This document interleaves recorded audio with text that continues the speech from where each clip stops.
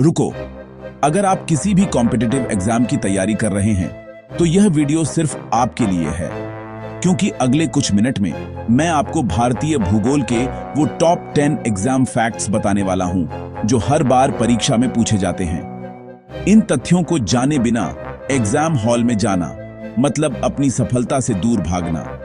तो पेन और नोटबुक उठा लो, क्योंकि यह हैं वो गेम चेंजिंग फैक्ट्स जो आपको दूसरों से आगे निकाल देंगे।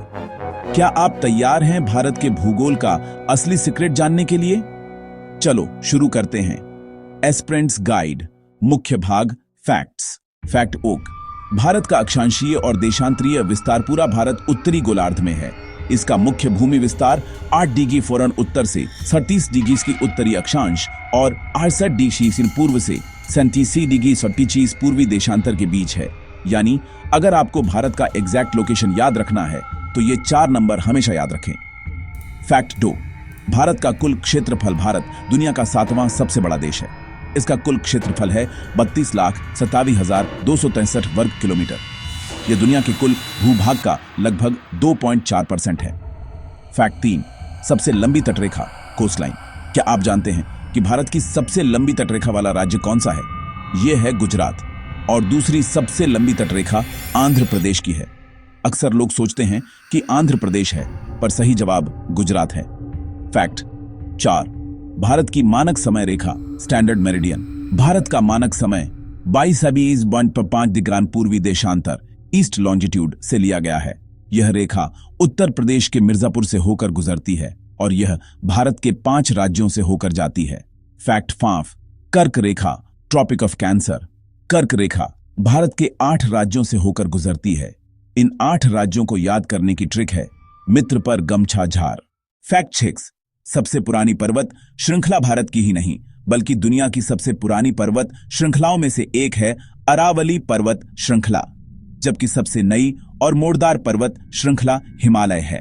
फैक्ट 7, गंगा नदी की कुल लंबाई। गंगा भारत की सबसे लंबी नदी की कुल लंबाई लगभग 2225 किलोमीटर है। यह भारत और बांग्लादेश से होकर बहती है। फैक्ट 8, सबसे बड़ी ताजे पानी की झील, फ्रेश वाटर लेक।